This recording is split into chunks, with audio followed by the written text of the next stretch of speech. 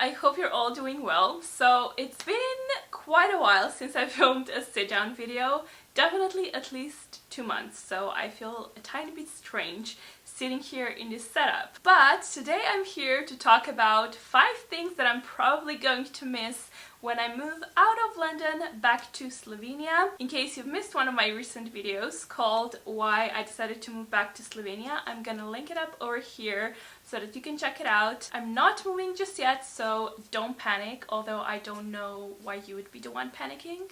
It would definitely be just me. But yeah, when that moment does come, this will be some of the things that I will miss about living in London. There's not a whole lot of them because right now for me personally there's definitely a lot more cons than there is pros, which again I've explained in this video. But let's focus on the positives today. So let's start with number 1, which will definitely have some people labeling me as an obnoxious millennial, but oh well, I'm used to that already. So number 1 is ripe avocados. Yes, you've heard me correctly. I haven't lived in Slovenia for over 3 years now, so who knows, the situation might have already changed. I hope it has.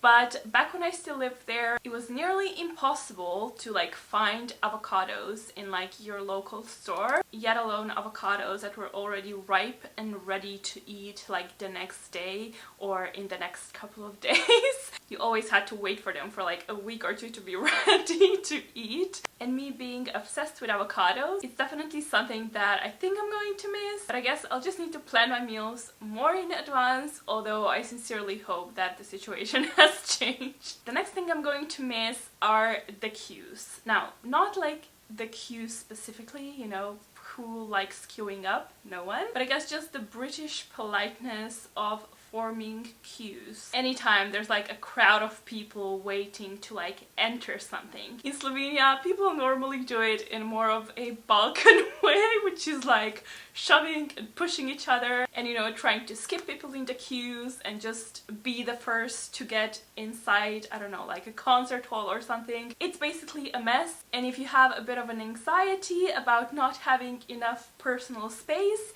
it can be a problem. But speaking of not having enough personal space, one thing that I'm definitely not gonna miss is rush hours on public transport here in London, when you're literally like a sardine in a can. It's soul crushing basically, and physically crushing as well. But what I am gonna miss is just the whole system of public transport in London. Even though, you know, foreigners usually think it's great, it's far from ideal. It costs way too much for what it is. There's constantly delays, and like I said, too many people trying to use it at the same time. But not being able to drive a car, or well, I am actually able to drive a car, at least I'm supposed to be because I do have my driver's license, but I'm petrified to drive a car, so I don't do it.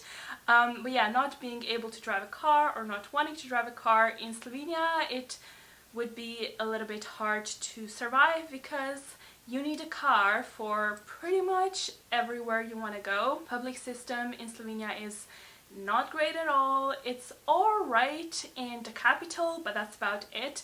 So yeah, if you live in Slovenia, you need a car. But yeah, the point of me telling you all this was to say that I am actually going to miss public transport here in London, because even though it's far from being perfect, it does get me places, and you literally do not need a car here. You can get anywhere you want to with public transport. So yeah, that's the third thing I'm going to miss. The fourth thing is also a little bit strange. Basically, I'm gonna miss wide fit shoes. Now let me explain. I am very lucky to be born with really wide feet because I have this weird bone. It's in the family. My dad's cousin has it as well, so yay us. But yeah, I have really wide feet, and in Slovenia, ever since I was little, shopping for shoes for me has been a nightmare, as well as my parents, who hated going shoe shopping with me because I could never find anything that I liked and that it also fit me at the same time. In Slovenia, I've never stumbled upon shoes made specifically for wide feet. So yeah, that's one thing I'm really gonna miss. Just having a wide choice of shoes that fit me. Here in London, or you know, the UK in general, there are a few stores that also offer white fit ranges. I normally get my shoes at New Look. You can find them in other stores as well, like Primark and I don't know where else, but yeah, at least there is some options, whereas in Slovenia I don't think there is. I may be wrong, and like with avocado, the situation might have changed by now, but I'm definitely sure there aren't as many options. And now the last thing is something that I guess everyone would miss if they moved from a really big city to a really small country, which Slovenia is.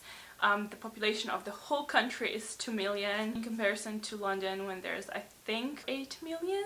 I might be wrong, and maybe I've just completely embarrassed myself right now, but you get the idea of where I'm going.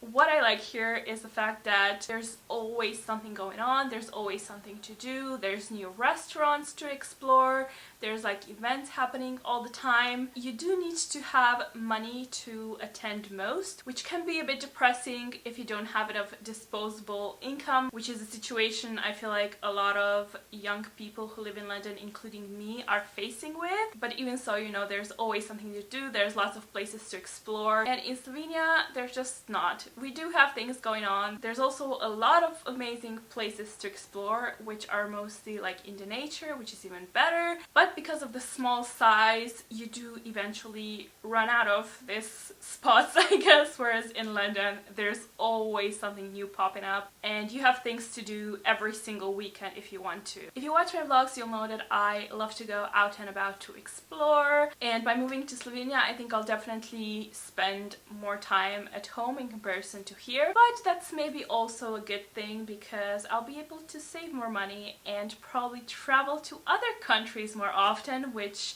is even better. So, you know, silver linings. So yeah, these were my top 5 things that I'm going to miss about living in London. If I come up with any other ones, I might film the second part of this video if you want to see it, so let me know. But yeah, thank you for watching this video. Don't forget to click the subscribe button below to stay up to date with my upcoming videos, and I will see you guys next week. Bye! About to leave, already packing, come with me, I'm not really asking.